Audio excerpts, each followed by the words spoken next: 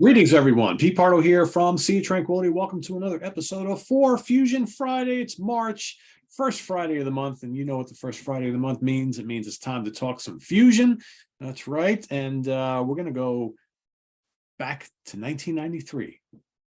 30-year anniversary for 4 albums that we're going to talk about today.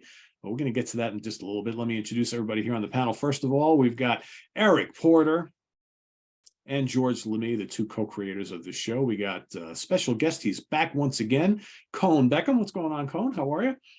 Good. With all that being said, I'm going to turn it over to George, as I always do, for some new stuff that's coming out, and then we'll move into our 4Fusion picks for today. So, George, take it away. All right. Slow start to the year. I've only got a couple. First one is the debut from a new band called Drift Lab. The album's called Moonlight. They are an Italian quartet, standard configuration, guitar, bass, drums, keys. People will take interest probably because of a couple of the guys. Guitar player is Matteo Mancuso, who's been like a YouTube hero for a lot of years now. To my knowledge, hasn't had recorded albums, but yeah, he's the best fingerstyle player I've ever seen.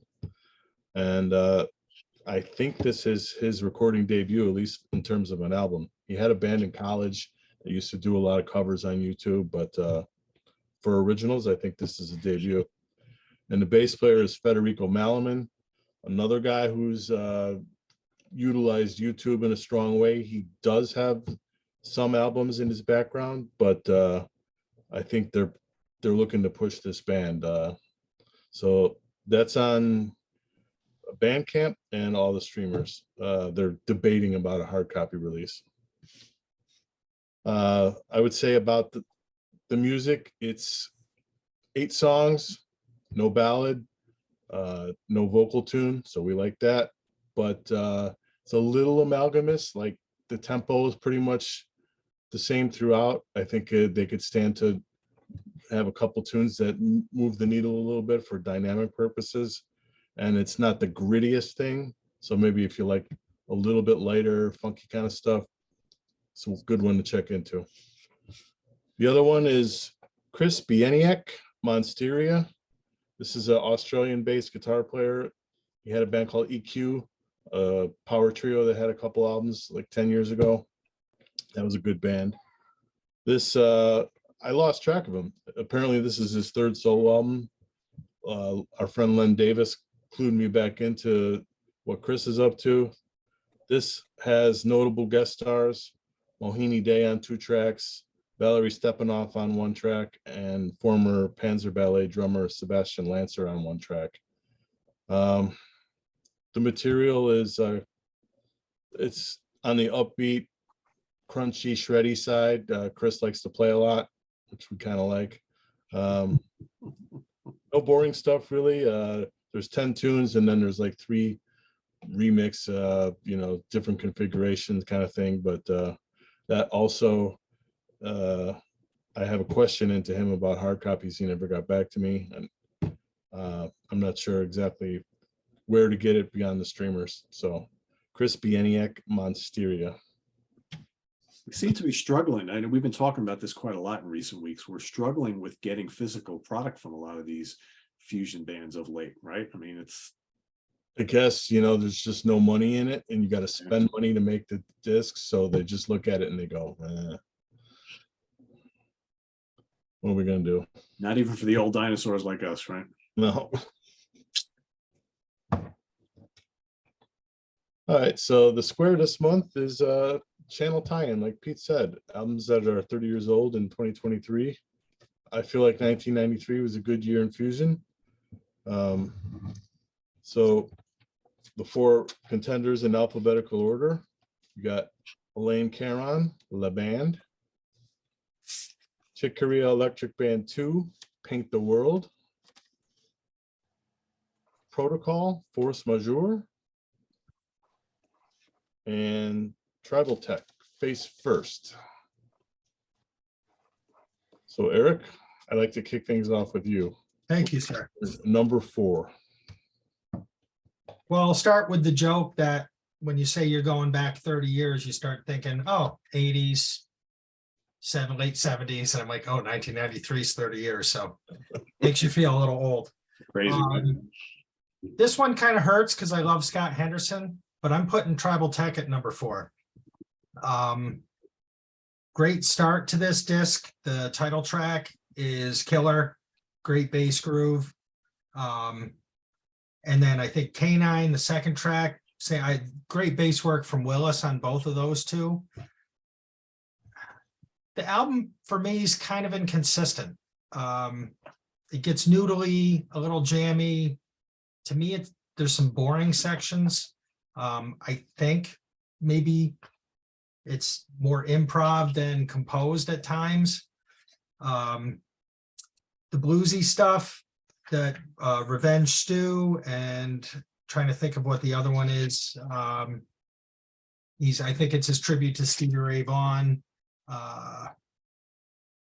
Boat Gig or Beat Gig. I mean, he does a great, he gets the tone and he plays well, but I like Scott. I want to hear him do the jazzy stuff. I'm not necessarily into the blues stuff as much for him. And like I said, for me, I think this one just kind of, it misses the mark in a lot of spots. Kind of very average for me for Tribal Tech. And I do kind of tend to lose focus after those first 2 tracks. It kind of meanders a bit and kind of goes downhill for me. So as much as I love Scott and Gary, this one is going to sit at number 4. All right. What say you, Cone? I'm going to go with Eric. And it was a hard choice. I mean, I love all 4 of these albums, actually. And they're kind of, all 4 of them represented kind of a return to listening to fusion for me, right around the time that they all came out. Right around the early, 93, probably 94, I discovered some of these. But I agree with what Eric is saying. I mean, I liked Dr. Key when that came out. Nomads was amazing. This felt a little more impromptu. I think from what I recall about reading about it, I think that it was more improvised actually in the studio. There's definitely more of a blues element in some of the tunes. Boat Gig, I think the tune that I guess is it Kurt Covington is drumming and singing on, right? Yeah. I forgot to mention the singing, Cone. Yeah. It's funny the first time you hear it, but it's kind of like, all right, I get it. And it's a tongue-in-cheek, hey, we're fusion musicians, but we got to pay the bills or whatever, I guess. But it's a great album, don't get me wrong. And I mean, the production is great. The sound is great. Gary Willis, to me, is a huge hero and a really unique voice on the fretless, kind of post-Jocko. But yeah, it's not my favorite Tribal Tech album. And it's interesting because ones that come after it, even maybe more like thick, I think, and they're even maybe more improvised, but I like them better for some reason. They seem to hang better.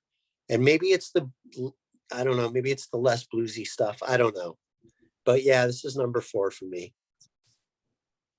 By a hair. Pete, what say you? So as always, this was tough, George. 2 of these albums I have a lot of history with. One I had never heard before this at all, and one I've only heard for a couple of months. So made it kind of interesting. But my bottom 2, I had a really hard time choosing between. The top 2, I think, were pretty easy for me.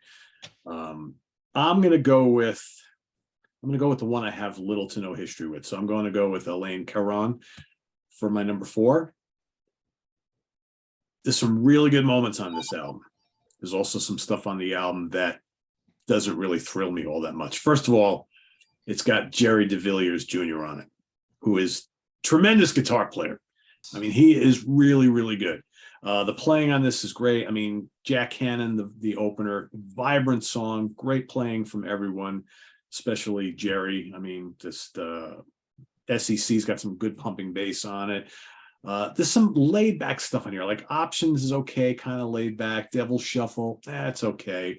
But I love Freedom Jazz Dance, which has another great guitar solo on it. Love the funky bass on it. No Way, kind of a slow builder, but then it really picks up steam. Got some jaw-dropping exchanges on it late in the song. Lower East Side, it's kind of bluesy, kind of brooding. Don't mind that too much. Had to Go has some great lead bass. This guy is a terrific bass player. So all in all, I think what I like on here, I really like. There's a couple tracks that don't really do a hell of a lot for me, but overall, this is still a really, really good album. I struggle between this one and my number 3 that's coming up shortly, because that one also has some moments that don't really do a lot for me. But I'm gonna go with the one that I know pretty well for my number 3, and I'll stick with Alain for number 4. So that's mine. All right.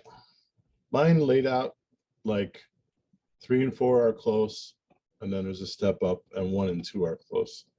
But it's funny how these things lay out. Each month is different the way they go together. For sure. But I'm gonna go with the boys. My number 4 is Face First. Like Eric said, title track, funky, killer. The second track also Canine, both Gary Willis compositions. Both were in their live set the rest of their run. I mean, they were always set staples. But then there's a lot of stuff that the improvs are not my thing. Revenge Stew actually has got the swampy Nolans feel, and Kinsey is repping both harmonica and accordion tones. That makes it a little tough. Then bounce back, you got Salt Lick. That's the ballsy all-out fusion jam. But even that one, George, don't you think that kind of falls off halfway? Like it seems like that starts strong and then it loses me. There's a down part, yeah. That's the little trivia. That's the longest song they ever did. Really? Okay. At 9:45. They never did a 10-minute song. But yeah, after Salt Lick, it kind of peters out for me. Oh yeah, okay. That's a studio jam, kind of a mid-tempo funk, doesn't really go anywhere. The Crawling Horror, that's a sequel to a Player's Tune, The Creeping Terror, or Creeping Horror. Not as good as the original. Boat Gig, I mean, what am I going to say about a vocal blues tune on here? They do it convincingly. Covington's a convincing blues singer, but that's just not my bag. And Wounded is your basic atmospheric softy on the end. So, for me, you give me the first 2 and you give me Salt Lick, and that's all I really, and maybe The Crawling Horror, and that's all I really care about on this album. So it's got to be number 4. Eric? Well, my number 3, this is probably a bad thing because we're supposed to be comparing the 4 you gave us. And then I get in my head when I started listening to this, where I started with this band, and I get this messed up. So I'm going with Protocol at my number 3. And I know the ones I started with 4, and I love Greg Howe. Shouldn't compare, but I listen to Ray Russell. I'm not a fan of his tone. I don't care for his tone on this record. He uses the harmonizer, I think, a lot. I don't care for that sound. Good player, don't get me wrong. I enjoy his playing, but his tone just doesn't sit well with me. And kind of the keyboards on this as well. A lot of that synthy, but I do like the songs. As I went through the title track, I really liked. Harlem Nights was another one that I thought was really good. I think those are my favorite. Streetwise, I thought had a really cool vibe. And then the closer I liked as well, Outback. So compositionally, I like the songs. But between the keyboards and the guitar tone, it's just, and I know that's wrong. I'm sitting here going, boy, I like Alex Sill and Greg Howe a lot better than Ray Russell, but he's a great player. But that's where my head goes sometimes, that the stuff you hear first for some reason kind of becomes your favorite. And I started with Protocol 4, and even obviously the lesson for this one is the 4 that we're working with. This still kind of what you guys were saying, although I think my number 1, even I didn't have a problem with 2 and 1. I thought 1 stood above the others, but this is my number 3, Protocol Force Majeure. Colin? This was a tough one. A slight edge downward puts Chick Corea's second incarnation at number 3 for me. Paint the World. I think it's partly because I was so enamored with the first incarnation of the band that I compare them, and they're very different bands. They're all great players, obviously. Marienthal is the only carryover other than Chick, of course. Jimmy Earle's killer, Novak's killer, Tim Miller's killer. They're all great players. The music is maybe a little more straight ahead jazzy than some of the earlier Electric Band albums. Now, having said that, I do have to say, I like this album better than Light Years. Light Years to me is at the bottom in terms of ranking Chick's albums. I know that's not what we're doing here, but just saying, it's more straight ahead. There's more straight walking kind of swing stuff happening. The tunes just don't catch me as much, just the hooks, the melodic hooks just don't latch on to me. I haven't spent a whole lot of time with the album, but I got it probably a couple years after it came out.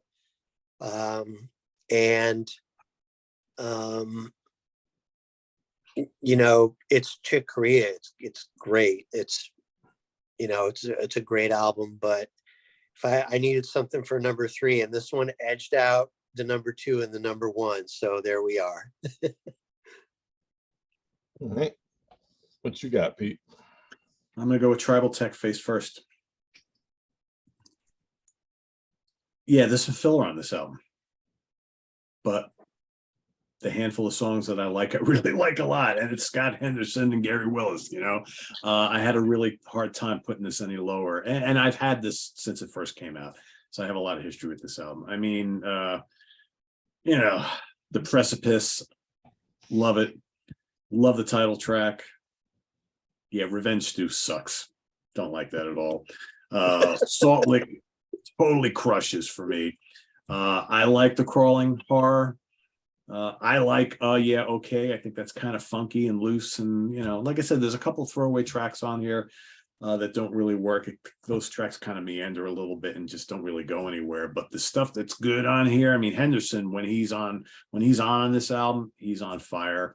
I agree with what Eric said, though. I don't really care to hear him playing bluesy stuff.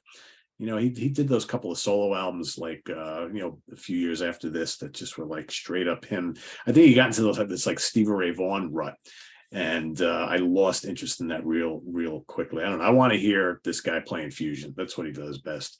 But yeah, this is not one of their top albums, but it's still Tribal Tech, and I still really do like a lot of what's on here. But yeah, it's got some throwaway stuff, because normally if it was Tribal Tech would have been near the top, but not necessarily this album, but still pretty good for number 3. So there you have it.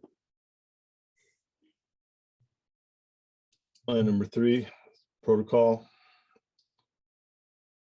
Simon Phillips is determined to confuse this whole thing. The first album is Simon Phillips, and the name is Protocol. And then he puts out an album called Protocol that it looks like it's going to be a band going forward, but then he stops and he starts doing solo albums. And then, like, years later, he picks up Simon Phillips Protocol 2. It's like, make up your mind, dude. Thanks for clearing that up for me, George, because that's been confusing me. I'm not sure I understand. All the new ones are Simon Phillips albums that are called Protocol. I always go by the spine. Uh, I had this since it came out. I got this at the Jazz Room at Tower, just because Phillips and Jackson were on it. I feel like the early tracks are just kind of a build up until Harlem Nights. Harlem Nights for me is the best song here.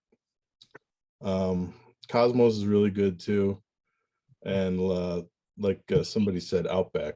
That's up there. I could probably do without the solo tracks. I mean, you only got 10 songs, and you're going to spend 2 of them on a drum solo, and then you have the duet with Russell and Tony Roberts. I would rather have 2 more compositions than that. I will say Tony Roberts, I don't really know much about him, although he was in Nucleus for some point in time. But man, that dude rips on soprano sax. Yes, he does. He's the guy on this album for me. There is some good soloing by Russell on some tracks here. Yeah, not the best tone, a little brittle. I don't mind when he kicks on the harmonizer, but yeah, overall, my beef with this album, it's pretty consistent, but there's no tunes that make me go, oh, I gotta put this on because I want to hear, you know. Until I put it back on for this, I forgot Harlem Nights is probably the standout song. I mean, I didn't even remember that's the one that grabbed me, so that's never a good sign. So that, for that reason, it barely edges out the Face First. It doesn't have as much filler, but it also doesn't have any songs that are as good as the 3 songs on that. So, my number 3. You got Eric. Mr. Caron and Jerry DeVillers, who I absolutely love. Jack Cannon is great. The second track, SEC, Jerry kills on that. Absolutely kills. One of the things I really like about this, there's a couple songs, I think, is it From the Top or From Top? When I'm listening to it, it almost sounds like they have a mic on an electric guitar that's not plugged in. You hear a lot of texture and go back and listen to this. Hopefully you know what I'm talking about, but there's a lot of texture in the background where you're just hearing like Jerry strumming, whether it's a compressor he's using. There's a really cool, and there's a couple songs that have that, I think 2 or 3 songs, and you just hear his strumming, but it almost sounds like it's not the amp that's mic'd, like they've got a mic right up next to his pick as he's strumming. Just really cool stuff. I like most of this. Freedom Jazz Dance is another one where Jerry kills, and I think, like Pete said when he talked about this, he's obviously a good bass player, a lot of funk and slap, but he's got like a really crisp bass tone. So I really like his stuff. I think Devil Shuffle was another one of the songs where you really hear Jerry's rhythm parts, and they just really stand out. And again, I think, and it might be the era, the keyboard sounds on this for me are a little light, which might take away some of the punch on some of the tracks, but I could listen to Jerry play all day. I wish there was more out there of his stuff. I really do. The Fafard I've been getting, I got the one, what is it?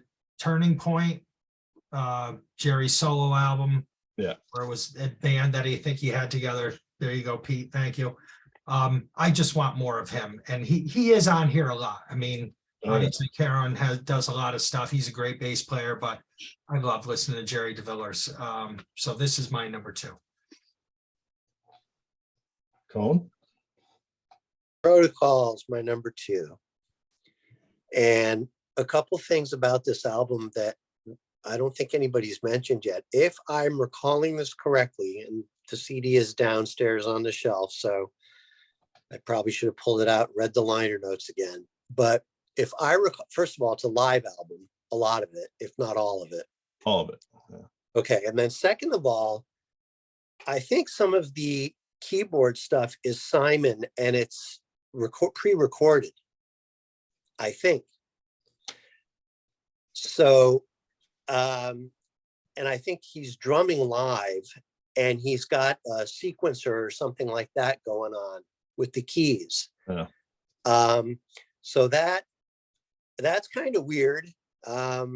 And normally it would be a little bit of a turnoff for me not to have a live musician playing the keys at the same time Simon's playing the drums. But it's kind of interesting. And it's in my top 2, mainly for nostalgic reasons. I got this thing in the mail from Audio Imports, Audiophile Imports, when I first discovered them. And no one had ever heard of this album before but me, and I was turning everybody on to it. And the other thing is, the reason I bought it is because I didn't know Simon Phillips from Adam, but I knew who Anthony Jackson was. And anything with Anthony Jackson on it was an immediate auto buy for me. I mean, I discovered Hiromi because Anthony Jackson was on her album. So, and I just love anything Anthony does. I think Harlem Nights is definitely the high point, and I agree with you guys that the drum solo and the duet stuff with Ray. And, you know, I never really thought about Ray Russell's tone on this before. I have a Ray Russell solo album somewhere, which I'm going to go back and listen to it again and see if it's the same tone that he's got going on here. Because it is a little, yeah, it doesn't have a lot of, it's not very round on this album, I think. But, you know, there's something nostalgic about this album, and just, also the first time I really knew who Simon Phillips was when I picked this up. And yeah, hella confusing. What is Protocol? Are they a band? Is it an album? Is it a project? Is Force Majeure the name of this album?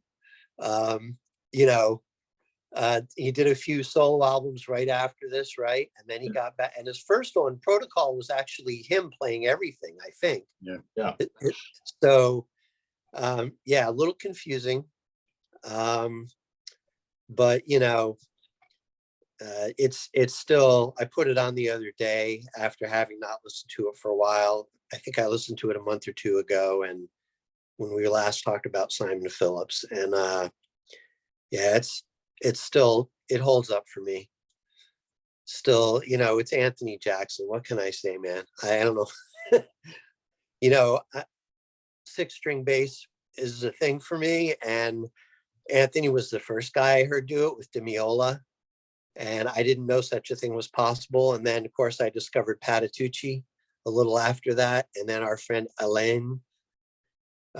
So, yeah, what can I say? All right. What do you got at 2, Pete? Well, I went back and forth between my 1 and 2, and my number 2 is almost my number 1 because there's some stuff on this album that is absolutely incredible. But I'm going to knock it back to number 2, and that is Force Majeure by Simon Phillips, Protocol, Simon Phillips and Protocol, just Simon, whatever you want to call it. It's still really good. You know what? I don't really have an issue with Ray Russell's tone, because I love his technique.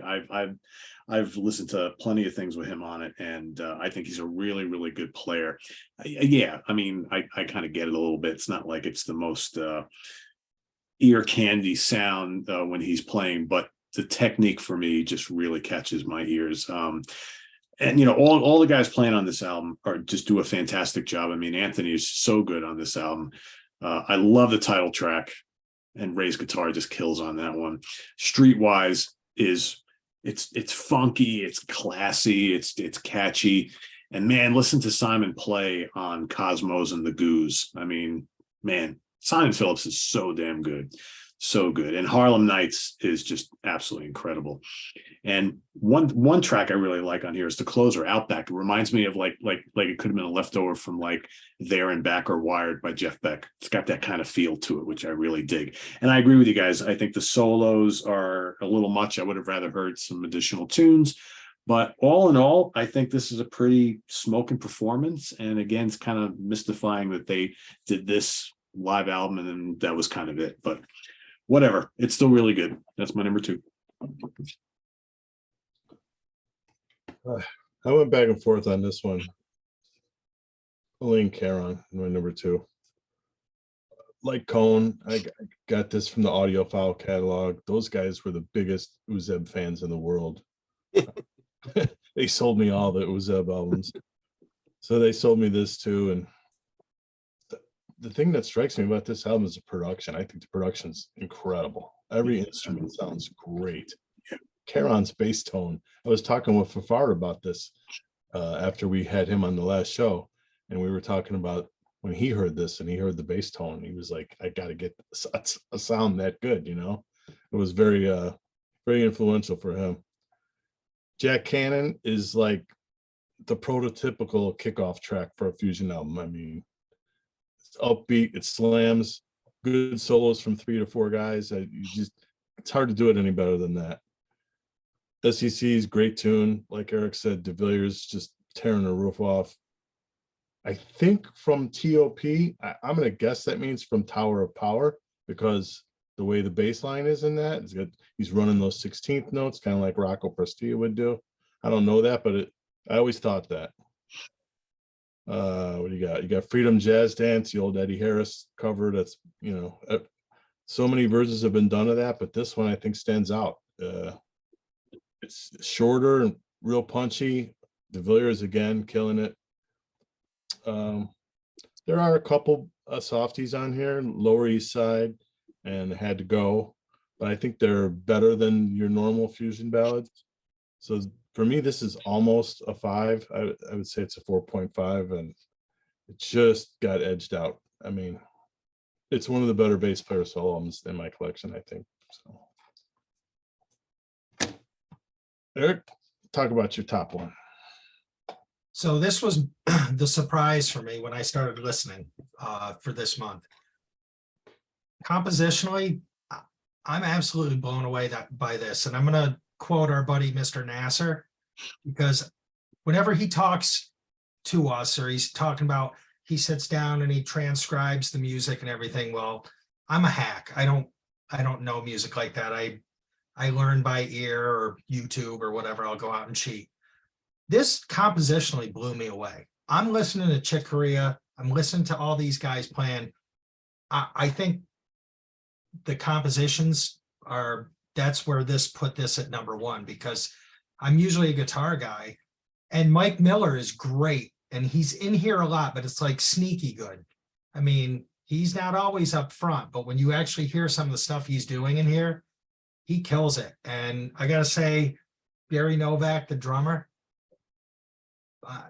this whole band just absolutely blows me away. And the writing, like I said, I think the compositions on here are unbelievable.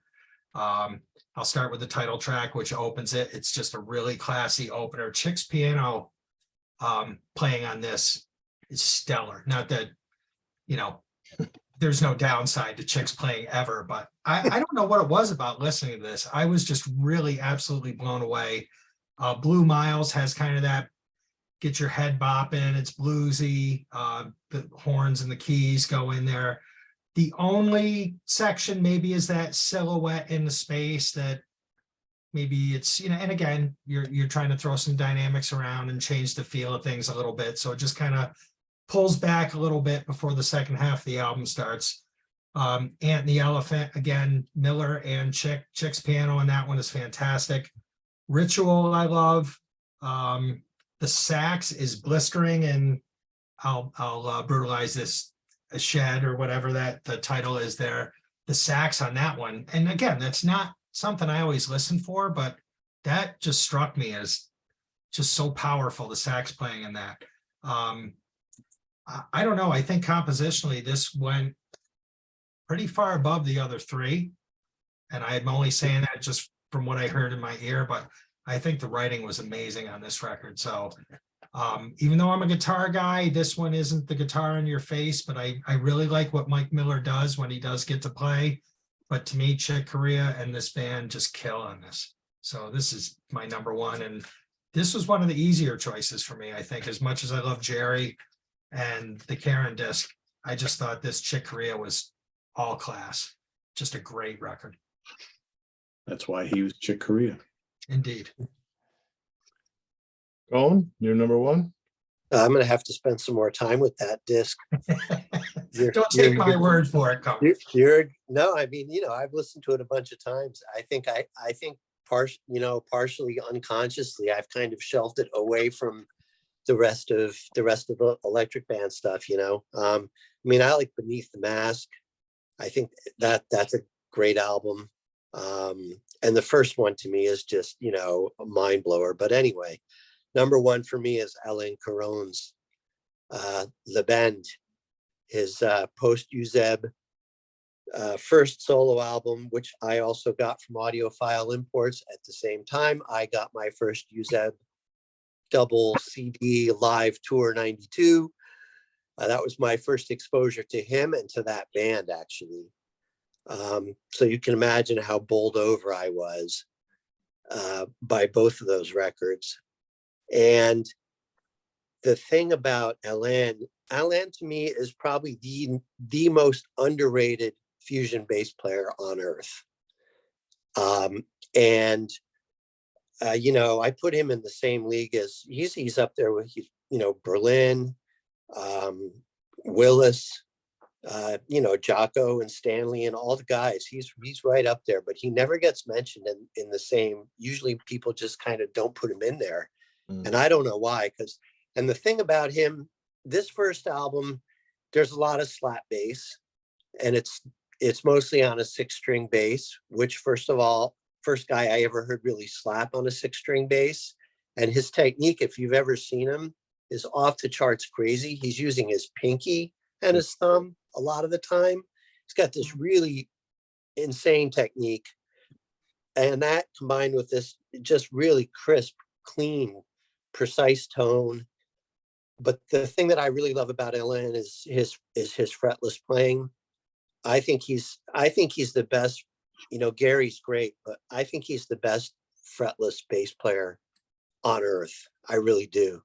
And his later albums, I think, are better proof of that. And he's kind of gravitated more towards the fretless later on. And maybe it's a little less fiery than some of the stuff on this album. The guitar playing is killer. And I forgot that it was our friend on the guitar on this thing until I pulled it out. We were talking about him on the Fafard album. And I'm like, where have I heard this guy before? And now I remember it's him. Yeah, Freedom Jazz Dance is burning. That is my favorite version of that tune. And if you haven't seen them play it live, there's videos of them doing it, and they're worth watching. It's just amazing. Really nostalgia also. This album and the Uzeb album too really kind of kicked my fusion butt. I'd been listening to more straight ahead acoustic stuff for a few years, kind of got away from the electric fusion stuff, and this brought me right back into it. So back in the mid 90s, early 90s. Still my hero. I know he's not recording that much anymore. He's also playing more upright, I think, these days. And he's got this really cool acoustic bass guitar, which is kind of like an upright and kind of like an acoustic bass. He sits with it on his lap, you know, and plays it kind of. But he's just a fascinating guy, and a great improviser too. Just amazing. So Alain gets the #1 spot. Pete? Well, it's kind of hard to pick against Chick Corea for me. And you know, it's funny, while I was re-listening to this album this week, I remembered way back when George and I ranked the Chick Corea Electric Band catalog, and we were talking about how, like, you want to put this album at the bottom of the Electric Band list, but I remember like it was yesterday when this album came out, how devastated I was that it wasn't my beloved Electric Band lineup. And you almost want to give it demerits because of that without even really listening to the music, right? You want to say, it's not Gambale and Weckl and, you know, Patitucci and whatnot. But in actuality, this is a really good album, really a different lineup. And it really works. But it is quite different. I mean, I don't think like this album, it's not as reliant on those complex chops and jaw-breaking arrangements of the albums that came before it. It's a little bit looser, a little bit bluesier and funkier, but it's no less great. And, you know, I can listen to Chick all day long playing Fender Rhodes piano, electric piano on a song like Silhouette/Space. But there's some great stuff on here. I mean, Tumba Island has all those Latin flavors. Again, more Fender Rhodes on there. You've got Spanish Sketch, which has a blazing guitar solo from Mr. Miller. CTA smokes. I mean, we were even talking on our chat about how that bonus track, Final Frontier, which wasn't included on the regular album, and that's great too, right? So I don't know. I think this is just really majestic, great Chick Corea music. I agree with Eric 100%. The compositions, the songwriting is just superb, as it is on every Chick Corea album. And as much as I kind of wanted to hate this album 30 years ago, I've really warmed up to it over the years, and I think it's terrific, and it's a great addition to the catalog, even though it's not that classic lineup that we love so much. But yeah, I couldn't not put this at number one. So Echo a couple of things you guys said. One is, of course, I was disappointed. No Kambali Patitucci. I mean, and I think that each guy, the replacement, they're all good, but I don't like any of them as much as the original guys. But it doesn't matter because the songs are that good. yeah, it doesn't matter. Songwriting on here is just over the top good. I mean, especially the stretch from Tumba Island. You got Tumba Island, Ritual, I Shed, Ish, I don't know how you say that, and Spanish Sketch. Those in a row, I mean, that just puts it over the top. Yeah. It's like later in the album. Usually artists front load the good stuff, but not this one. Blue Miles and CTA, like, it's kind of like the Tribal Tech story. Those songs were in the set list forever. After all the reunion tours, they always play Blue Miles and CTA. CTA, old Jimmy Heath tune, really funky. I love that tune. Tone Poem's great. Space is great. I mean, I think the sound of this album sets it apart too. I think Novak plays a smaller kit. Chicago boy, I wanted to mention that. I think he plays a smaller kit. The bass drum, you can definitely hear it. It's a little ringier, a little smaller. Mike Miller's tone is definitely not Kambali's tone. Again, I know people that love Mike Miller. I don't really, I mean, he's a good player. He's not like one of my favorites, but it just doesn't matter. These songs are so good. And these guys are good players, but it's just, this album's all about Chick pretty much. I mean, Marienthal's ripping it up, but I did see this tour, and it was a treat. This is the one night that I met Chick, was after the show for this tour. And yeah, it was just killer.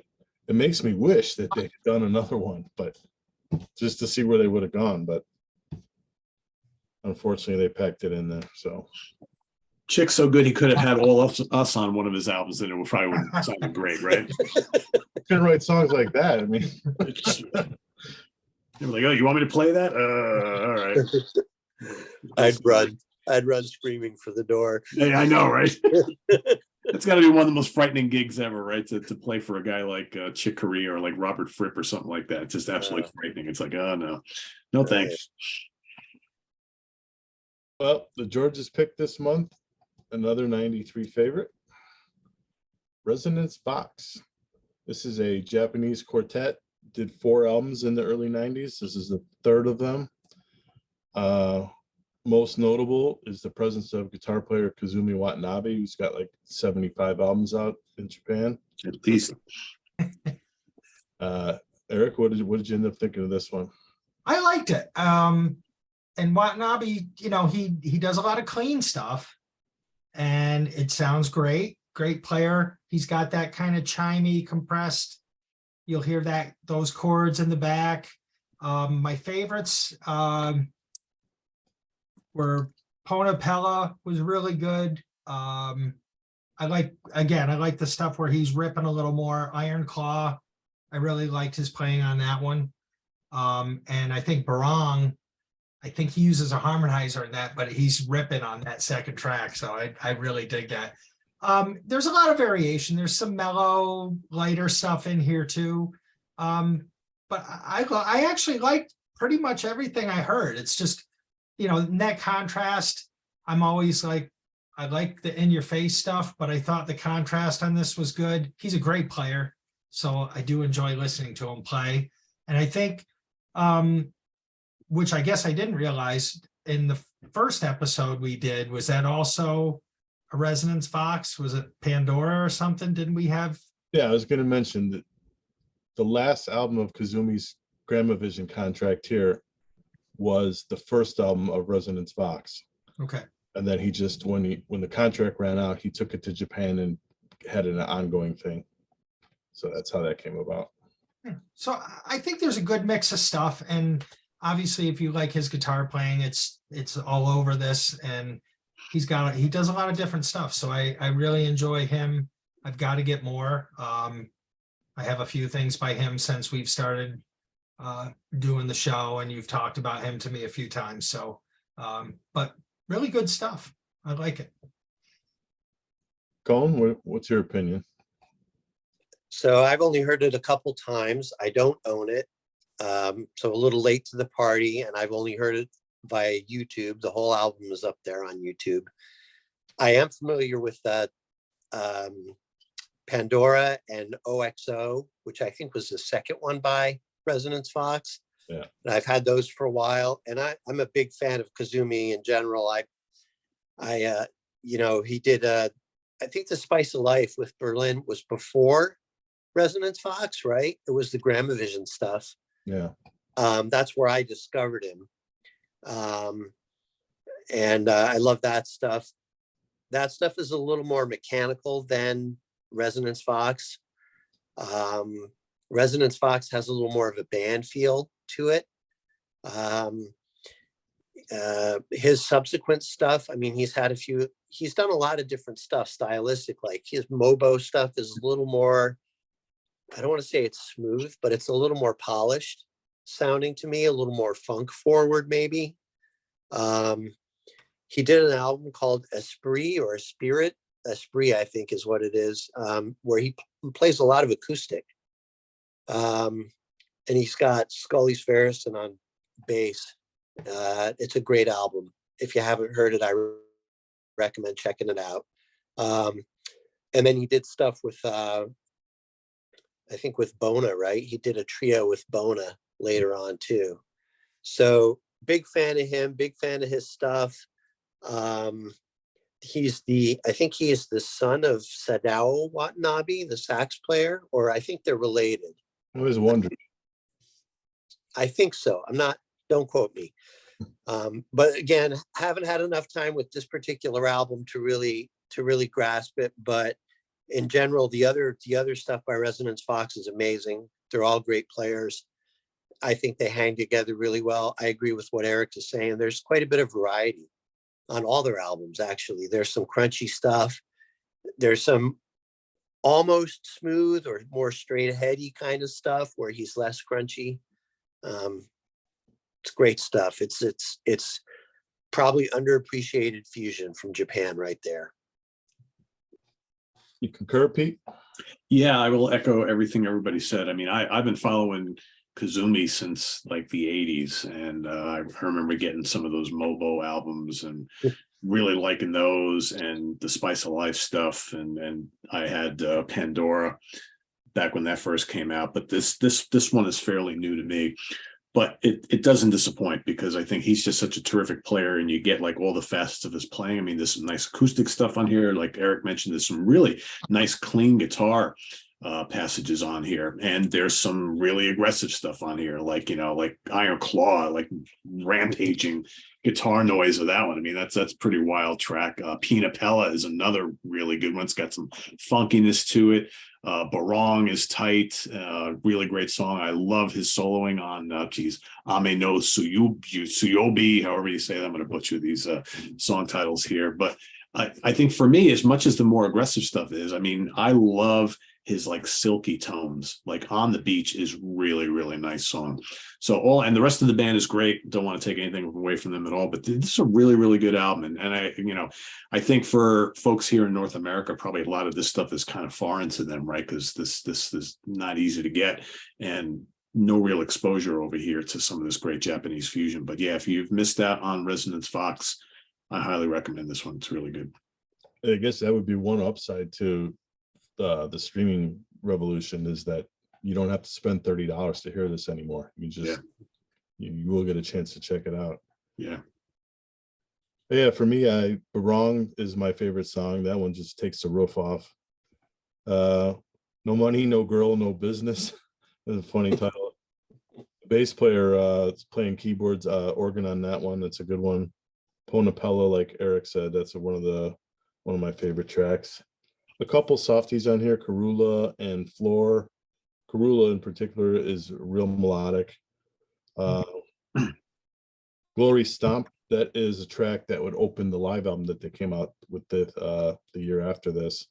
So you get an idea what that's about. Iron Claws, the heavy tune, and Mercy Bryce is my other favorite tune on here, probably. That one goes through some different sections, really good stuff. Out of the 3 studio discs from them, I would say this is the least of them. I like OXO a little better and Pandora a little better as well, but this is a real good disc. There's no doubt about it. I wish they would have stuck together, but Kazumi is kind of like McLaughlin. He gets bored after like 3-4 albums and he's got to go do something else. So that was the case with them, 4 albums and done. Well, with 75 plus albums to his credit, that says it all right there, right? Yeah, he's the kind of guy that can just, decide, oh, I want to play with Bonnie Brunel. And he calls Goes him. and does it. Yeah. When you can do that, it's very tempting to go do something else, I'm sure. As good as these guys are, these are just guys I really don't know from other recordings. Beyond the drummer turned up on some other stuff that I've had through the years, but these other guys, I do want to mention the percussionist, Tomohiro Yahiro. That guy's an octopus. I mean, if you like an active percussionist, a la like Morris Pert from the Brand X days, the guy, he's hitting everything in sight. So the George's pick next month is by self-titled from a band called Flying Island. 1975, which somebody we know thinks is the greatest year in recorded music. Yes, indeed. I wonder who that is. And I will leave the topic to some mystery. Next month is our 1-year anniversary show, so we did want to do something to mark it in a way. Actually, I'll just say it. What would you call it, Pete? Like cornerstones of the genre? Yep. Or maybe the fusion version of the Big Four. The Big Four bands, the pattern making bands of this genre. So the 70s enthusiasts will want to tune in for that one. Yep. That's the only teaser you get, everybody. Yeah. You could probably guess who the 4 bands are, but but wait and see. 1 month from now. Cool. Yeah. Well, once again, I want to thank Cohn for coming on and joining us here today at the 11th hour. We pulled him in for duty relatively quickly for this one because we had another guest that had to pull out for an important reason. So, but thanks again to Cohn, and thanks to Eric and George once again for making this all happen. And George, any last words? No, I don't think so. I will post in the comments, in addition to the usual stuff I post with, the album titles and stuff, I will post my longer list of 93 releases. So for people that want to check into 93 stuff, that'll be there.